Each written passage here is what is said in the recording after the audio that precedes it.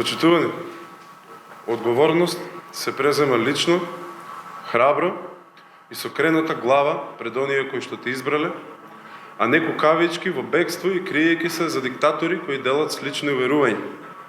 Причините за мојата оставка ги образложив и ги наведов во повеќе наврати, нема да навлегувам сега во нив.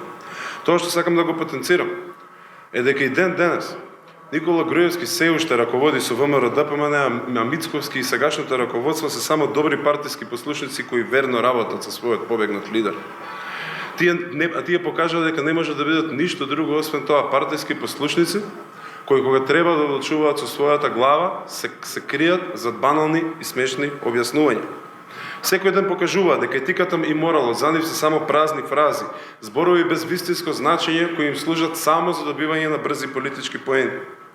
Ставот на ВМРО-ДПМН кон својот пастир од Будимпешта се види и на расправата за Комисијата за деловнички и мандатно-имунитетни прашања, каде и покрај декларативната насока дека треба да постапуваат согласно уставот и законите, тие тоа го сватија како предизвик да се обидат законски да го оправдаат неоправданото отсуство на Никола Груевски и да тврдат дека неговото бегство од македонската правда всушност е оправдано отсуство од овој законодавен дом за кој што не треба да му биде одземен мандатот.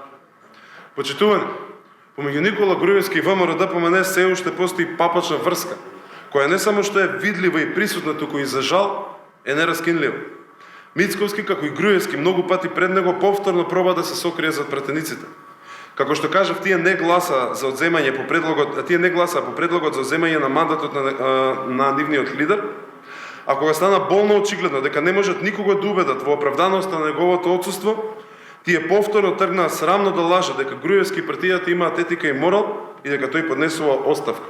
Онака поднесе оставка патриотски, од тајни подруми во Будимпешта, криејќи се толку далеко од народот кој наводно толку многу го сакаше и на кој толку многу се повикуваше.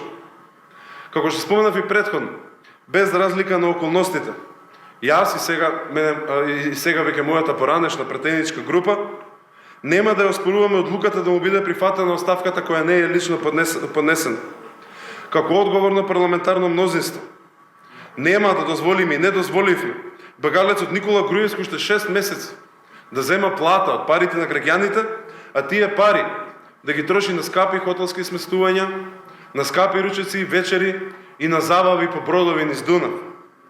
Од денес Никола Груевски во оваа држава е само бегалец од правдата и ништо повеќе. Збогум, Никола!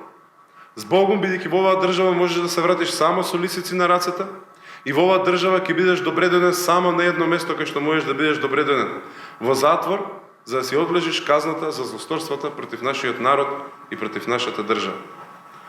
Благодарам.